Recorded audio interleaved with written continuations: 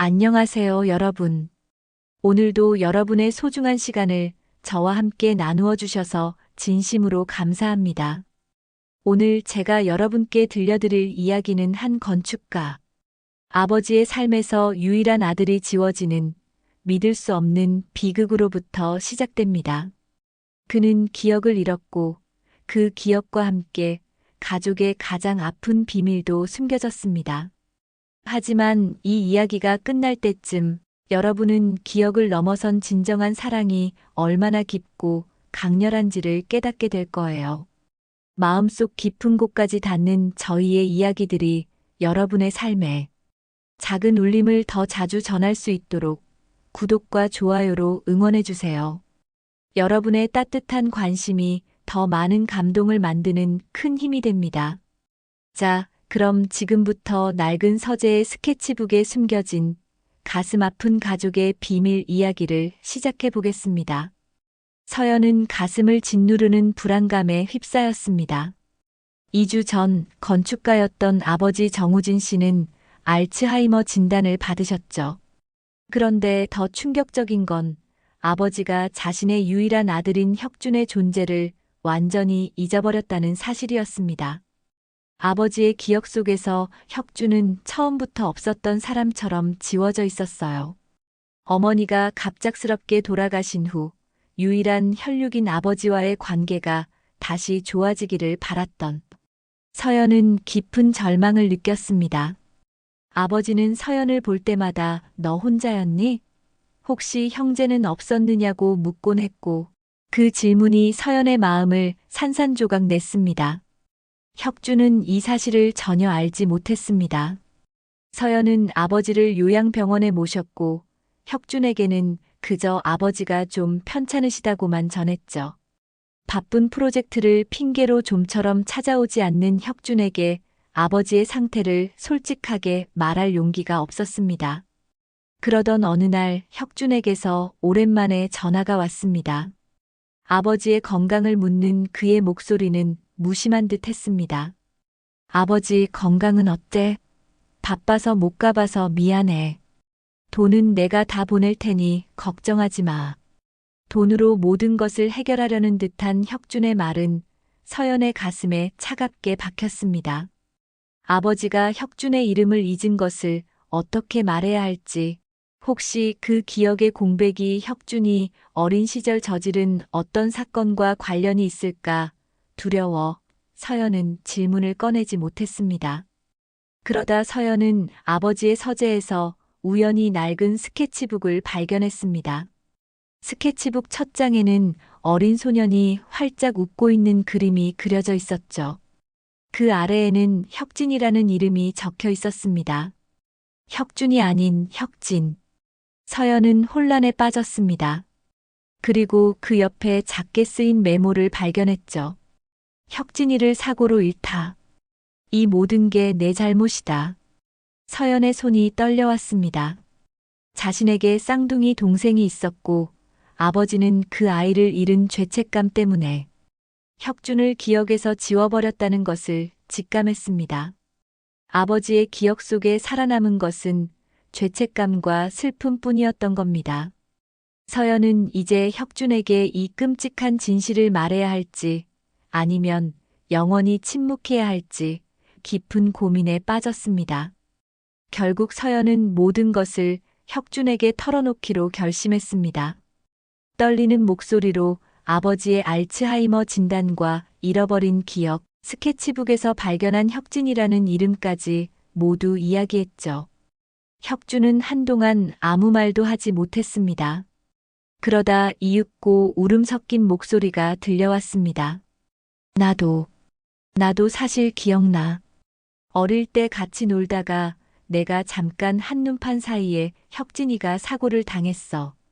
아버지는 내게 절대 잊지 말라고 하셨지만 너무 힘들어서 내가 혁진이를 죽였다는 죄책감에 덮어놓고 살았어. 혁준의 진심 어린 고백에 서연은 오히려 안도감을 느꼈습니다. 이제 두 사람은 오랜 상처의 짐을 함께 나눌 수 있게 된 거죠. 서연과 혁준은 함께 요양병원을 찾아가 아버지를 만났습니다. 아버지의 눈은 여전히 텅 비어 있었지만 혁준은 포기하지 않았습니다.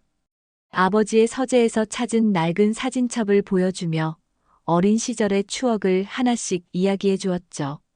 쌍둥이 동생 혁진과 함께 찍은 사진, 아버지와 셋이서 함께 지었던 모래성 이야기, 처음으로 함께 낚시를 갔던 기억들. 혁준의 진심 어린 이야기에 아버지의 눈빛에 미세한 흔들림이 생겼습니다.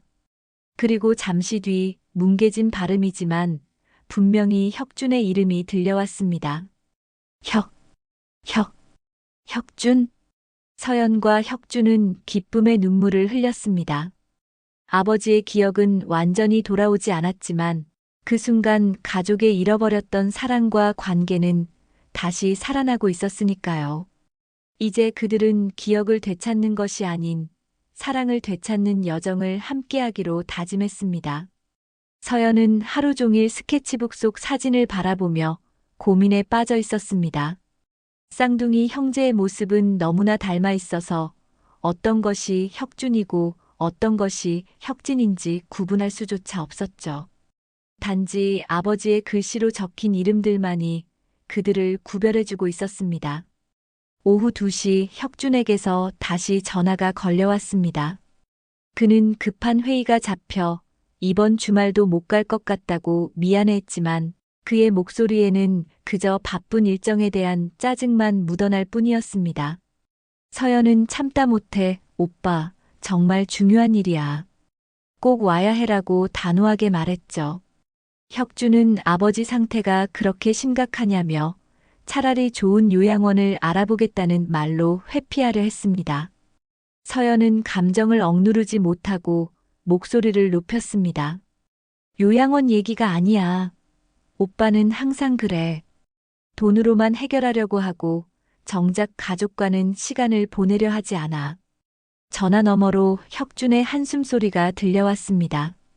그는 회사에서 중요한 프로젝트를 맡고 있고 가족의 모든 경제적인 부분을 책임지고 있지 않냐며 스스로를 변호했습니다. 서연은 오빠가 언제부터 이렇게 변한 거야? 어릴 때는 아버지랑 정말 친했잖아라고 물었지만 혁준은 사람은 변하는 거야. 어렸을 때와 지금이 같을 수는 없지라는 차가운 대답만 남기고 전화를 끊어버렸습니다. 그날 저녁 서연은 아버지와 함께 저녁을 먹으며 조심스럽게 물었습니다. 아버지, 제가 어릴 때 형제가 더 있었나요? 정우진은 숟가락을 든 손을 멈추고 혼란스러운 표정을 지으셨습니다. 형제? 아니야, 넌 외동딸이야. 왜 갑자기 그런 걸 물어보니? 아버지는 서연에게 하나뿐인 소중한 딸이라며 안심시켰지만 서연은 아버지의 눈에서 뭔가 흔들리는 것을 보았습니다. 마치 기억의 조각들이 아른거리지만 완전히 잡히지 않는 듯한 그런 표정이었습니다. 다음 날 서연은 모든 진실을 알아내기 위해 어머니의 오랜 친구인 김미숙 이모를 만났습니다. 자상한 미소를 짓는 김미숙은 서연이 가져온 스케치북을 보자마자 얼굴이 굳어졌고 작은 신음소리와 함께 손으로 입을 가렸습니다. 서연은 떨리는 목소리로 혁진이라는 이름에 대해 물었고 이모는 깊은 한숨을 내쉬며 입을 열었습니다. 김미숙은 서연에게 충격적인 가족의 비밀을 이야기하기 시작했습니다. 혁준과 혁진은 쌍둥이였으며 서연보다 4살 위였다는 것. 그리고 혁진은 서연이 4살이던 때 안타까운 사고로 세상을 떠났다는 것이었습니다. 사고가 있던 날 아버지는 혁준과 혁진이를 데리고 건설 현장에 갔었고 잠시 한눈을 판 혁준이의 부주의로 혁진이가 공사 중이던 건물에서 떨어졌다고 했습니다.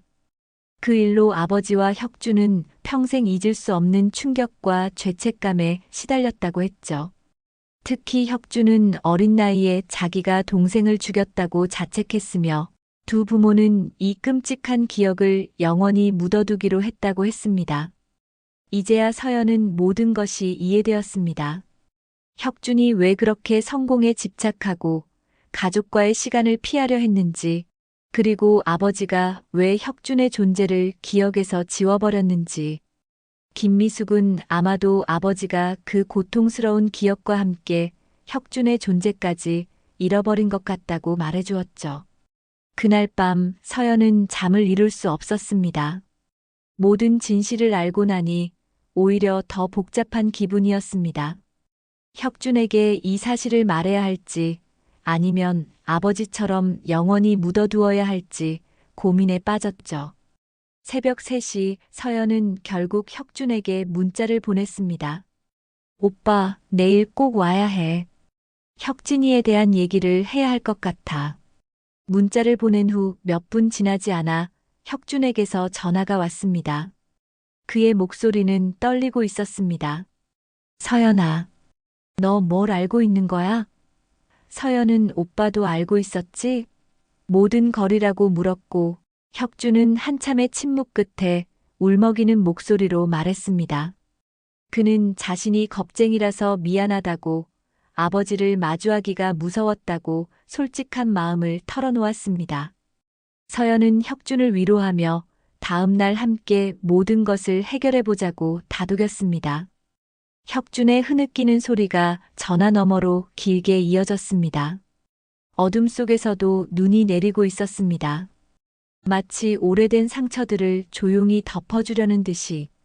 내일이면 30여 년간 묻혀있던 비밀이 드디어 햇빛을 보게 될 것이고 가족들은 마침내 진실과 마주하게 될 것입니다.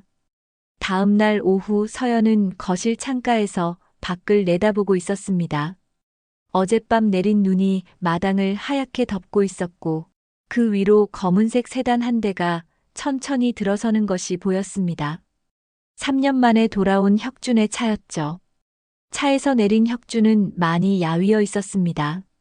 한때 건장했던 체격은 뼈만 남은 듯 말라 있었고 깔끔하게 빗어 넘긴 머리에는 흰머리가 희끗희끗 섞여 있었죠. 정장 차림으로 집을 바라보는 그의 모습에서 서연은 묘한 두려움 같은 것을 읽을 수 있었습니다. 현관벨이 울리고 혁준은 어색한 표정으로 서 있었습니다. 손에는 비싼 한과 상자를 들고 있었죠. 미안해. 진짜 오랜만이다. 밤새 잠을 제대로 못 잤는지 그의 눈은 붉게 충혈되어 있었습니다. 서연은 그를 안으로 안내하며 아버지가 낮잠을 주무시고 계신다고 말해주었습니다. 혁준은 거실에 앉아 주변을 둘러보았습니다. 3년 전과 거의 달라진 것이 없었죠. 어색한 침묵 끝에 혁준은 조심스럽게 어제 전화해서 꺼냈던 혁진이의 이름을 다시 꺼냈습니다. 서연은 준비해둔 스케치북을 그에게 건넸습니다. 혁준의 얼굴은 순간 하얗게 변했고 떨리는 손으로 스케치북을 펼치자마자 그의 눈에서 눈물이 흘러내렸습니다. 서연은 혁준에게 어머니의 친구인 김미숙 이모를 만났으며 이모에게서 모든 것을 들었다고 말해주었습니다. 혁준은 자신이 겁쟁이라며 30년 동안 도망만 쳤다고 자책했습니다. 서연은 그때 겨우 7살이었던 혁준의 잘못이 아니라고 위로했지만 혁준은 오히려 목소리를 높였습니다. 아니야. 내가 제대로 봤어야 했어. 아버지가 나한테 혁진이를 부탁하셨는데 나는 그냥 한눈을 팔았어. 그는 그날의 기억이 너무나 선명하다며 혁진이가 공사 중인 계단으로 뛰어갔을 때 자신이 포크레인에 정신이 팔려 있었다고 고백했습니다. 그리고 이윽고 큰 소리가 났고 병원에서 즉사 판정을 받았을 때 무너지는 아버지의 모습을 평생 잊을 수가 없다고 말했죠.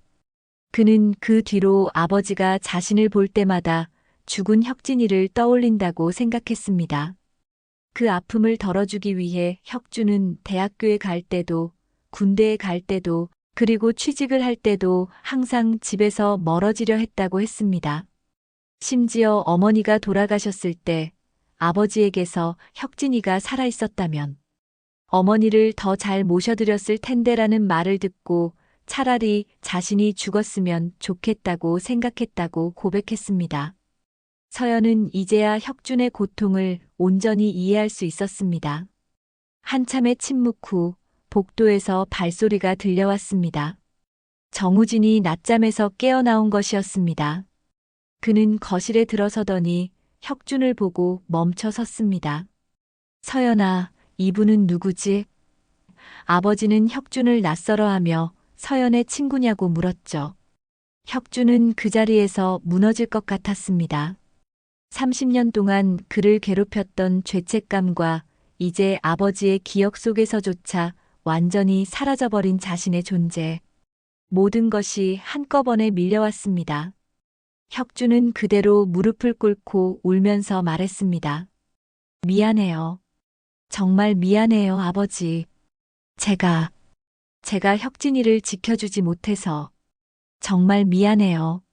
혁진이라는 이름을 듣는 순간 정우진의 표정이 변했습니다.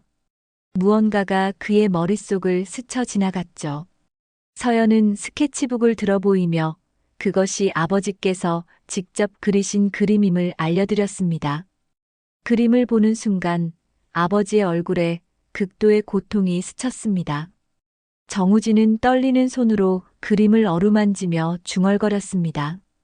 혁준이, 혁진이. 그리고 혁준의 얼굴을 자세히 바라보더니 떨리는 손으로 그의 뺨을 만졌습니다. 혁준아, 정말 내가 혁준이니? 혁준은 울면서 네, 아버지라고 대답했습니다. 아버지는 그럼 혁진이는? 이라고 물었고 혁준은 혁진이는 하늘나라에 있어요. 제가 잘못 봐서 라고 답했습니다. 정우진의 눈에서 눈물이 흘러내렸습니다. 내 아들들. 세 사람은 거실 바닥에 앉아 서로를 끌어안고 울었습니다.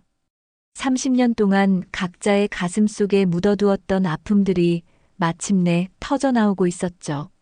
정우진은 혁준을 껴안으며 미안하다. 내가 그렇게 힘들었구나라고 말했고, 혁준은 아니에요, 아버지. 저야말로 죄송해요라고 답했습니다. 서연은 두 사람을 바라보며 조용히 눈물을 흘렸습니다. 비로소 가족이 하나가 되는 순간이었죠. 밖에서는 여전히 눈이 내리고 있었습니다. 하지만 이제 그 눈은 상처를 덮기 위한 것이 아니라 새로운 시작을 위해 모든 것을 깨끗하게 씻어주는 축복처럼 느껴졌습니다. 서연은 서점 문을 잠그고 집으로 향하는 길에 꽃집에 들렀습니다. 하얀 국화 한 다발을 품에 안고 집에 도착하니 현관에는 익숙한 구두가 놓여 있었죠. 혁준의 구두였습니다. 거실에 들어서자 아버지와 혁준이 나란히 앉아 오래된 앨범을 보고 있는 모습이 보였습니다. 이제는 일주일에 두세 번씩 집을 찾는 혁준의 모습이 자연스러워 보였죠. 아버지는 서연을 보며 환하게 미소 지었습니다. 서연아, 왔구나. 혁준이가 일찍 퇴근해서 왔네. 혁준도 예전보다 훨씬 밝아진 표정으로 서연을 맞았습니다. 그는 내일이 혁진이의 기일이라 일찍 나왔다고 말했고 서연은 고개를 끄덕였습니다. 그동안 혼자서만 챙겨왔던 혁진의 기일을 이제는 가족 모두가 함께 보낼 수 있게 된 것이었습니다. 지난 3개월 동안 아버지의 알츠하이머는 여전히 진행되고 있었습니다. 어떤 날은 혁준을 알아보고 어떤 날은 전혀 기억하지 못했죠. 하지만 이제는 가족 모두가 그 사실을 받아들이고 있었습니다. 그날 저녁 세 사람은 함께 저녁을 준비했습니다. 혁준은 어머니가 자주 해주던 된장찌개를 끓였고 서연은 아버지가 좋아하는 나물을 무쳤습니다. 정우진은 비록 가끔 헷갈리긴 했지만 상 차리는 것을 도와주셨죠. 혁준은 된장찌개를 끓이며 아버지께 어린 시절 된장 항아리에 숨바꼭질하던 추억을 이야기했습니다. 아버지는 희미한 미소를 지으며 그때 혁준이와 혁진이가 놀던 모습이 생생하다고 말했습니다. 아버지는 잠시 생각에 잠긴 듯 하더니 조심스럽게 물었습니다.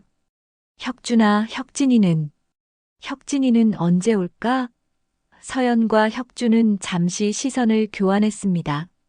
아버지가 아직 혁진이 살아있다고 생각하는 날들이 여전히 있었죠. 혁준은 부드러운 목소리로 답했습니다. 아버지, 혁진이는 하늘나라에 있어요. 우리를 지켜보고 있을 거예요. 정우진은 고개를 끄덕였습니다. 아, 그랬지. 그랬구나. 가끔 헷갈려서 미안하다. 혁준은 괜찮다고 말하며 아버지를 안심시켰습니다. 식사를 마친 후 세 사람은 거실에 모여 앉아 혁준이 가져온 낡은 상자를 열었습니다. 그 안에는 혁준이 예전에 혁진이에게 쓴 편지와 그림들이 들어 있었습니다. 혁준이 어린아이 글씨로 쓴 편지를 펼치자 아버지는 눈물을 흘렸습니다. 정말 사이좋은 형제였구나. 서연은 혁준이 혁진이를 업고 환하게 웃고 있는 오래된 사진을 꺼냈습니다. 아버지는 그 사진을 보며 이 사진 기억나. 혁준이가 혁진이를 정말 아꼈어. 항상 동생을 보호하려고 했지라고 말했습니다. 혁준은 떨리는 목소리로 정작 중요한 순간에는 그러지 못했다고 자책했지만 아버지는 혁준의 손을 잡으며 그건 누구의 잘못도 아니라고 위로해 주었습니다. 밤이 깊어갈 무렵 혁준은 조심스럽게 말을 꺼냈습니다. 아버지, 제가 집으로 돌아오고 싶어요. 서연이 놀란 표정을 짓자 혁준은 30년 동안 도망쳤으니 이제는 아버지 곁에서 제대로 모시고 싶다고 말했습니다. 아버지는 한동안 아무 말도 하지 못하다가 떨리는 목소리로 혁준아, 고맙다. 정말 고맙다라고 답했습니다. 다음 날 혁진의 기일에 세 사람은 함께 산소를 찾았습니다. 작은 언덕 위에 자리한 묘소 앞에서 꽃을 놓고 조용히 묵념을 올렸죠. 혁준은 무덤 앞에 무릎을 꿇고 이제야 왔다고, 이제 매년 오겠다고 말했습니다.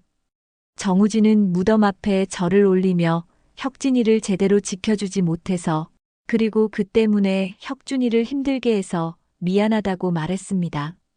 서연은 묘비의 글자를 어루만지며 이제 우리 가족이 다시 하나가 되었다고 혁진이가 지켜봐달라고 속삭였습니다. 바람이 불어와 나뭇잎을 흔들었습니다. 마치 혁진이가 대답하는 것 같았죠. 한 달 후 혁준은 약속대로 집으로 돌아왔습니다. 어릴 때 쓰던 자신의 방을 다시 정리하고 회사 일은 재택근무와 출근을 병행하며 가족과 더 많은 시간을 보냈습니다. 아버지의 알츠하이머는 여전히 진행되고 있었지만 이제는 두렵지 않았습니다. 혁준이 기억을 못하는 날이면 서연이 사진을 보여주며 설명해 주었고 기억하는 날이면 함께 추억을 나누었죠. 어떤 날 아침 정우진이 혁준을 보며 말했습니다. 아들아, 내가 누구인지는 가끔 헷갈리지만 내가 소중한 사람이라는 건 여기 가슴을 가리키며 해 항상 기억하고 있단다. 혁준은 그 말을 듣고 눈물을 흘렸습니다. 기억은 사라질 수 있지만 사랑은 사라지지 않는다는 것을 깨달았죠. 에필로그 -1년 후 서연의 서점에는 기억을 나누는 공간이라는 새로운 코너가 생겼습니다. 그곳에서 치매 가족들이 모여 서로의 이야기를 나누었죠. 서연은 그들에게 기억을 되찾는 것보다 중요한 건 사랑을 되찾는 것 같아요. 기억은 사라져도 사랑은 남아있거든요라고 말해주었습니다. 혁준은 이제 아버지와 함께 산책하는 것이 일상이 되었습니다. 아버지가 길을 잃을 때면 혁준이 손을 잡고 집으로 이끌어 주었죠. 아버지는 잘 모르겠지만 너와 함께라면 어디든 집 같아라고 답하셨습니다. 그들의 집에는 이제 웃음소리가 끊이지 않았습니다. 비록 아버지의 기억은 점점 더 흐려져 갔지만 가족의 사랑은 오히려 더 깊어져 갔습니다. 거실 벽에는 새로 찍은 가족 사진이 걸려 있었습니다. 세 사람이 활짝 웃고 있는 사진 옆에 어릴 적 쌍둥이의 사진도 나란히 걸려 있었죠. 혁진도 이제 숨겨야 할 아픔이 아니라 가족이 함께 기억하는 소중한 존재가 되어 있었습니다. 밤이 깊어갈 무렵 혁주는 아버지께 물었습니다. 아버지, 오늘 하루 어떠셨어요? 정우진은 잠시 생각하더니 미소 지으며 답했습니다. 기억은 잘 나지 않지만 마음이 따뜻해. 사랑하는 사람들과 함께 있어서. 그들은 서로를 끌어안았습니다. 사라진 기억의 집은 이제 사랑으로 가득 찬 새로운 집이 되어 있었죠. 창밖으로는 또다시 첫눈이 내리고 있었습니다. 하지만 이번에는 상처를 덮는 눈이 아니라 새로운 시작을 축복하는 눈이었습니다. 혁진의 길마다 세 사람은 함께 산소를 찾았습니다. 그리고 혁진에게 그의 이야기들을 들려주었죠.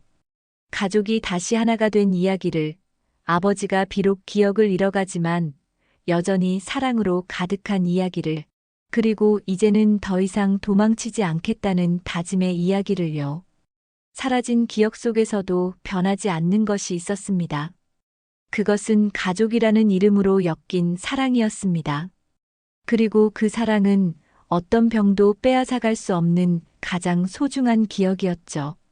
이 이야기를 통해 우리는 깨달을 수 있습니다.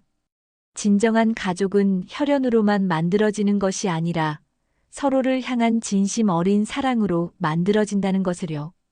그리고 그 사랑은 어떤 병도, 어떤 아픈 기억도 빼앗아갈 수 없는 가장 소중한 보물이라는 것을요.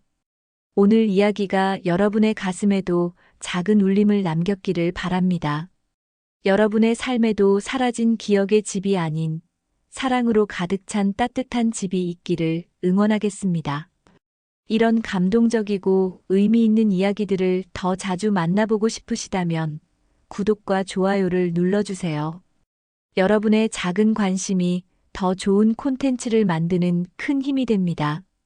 그럼 다음 이야기에서 더 깊은 감동과 함께 찾아뵙겠습니다. 감사합니다.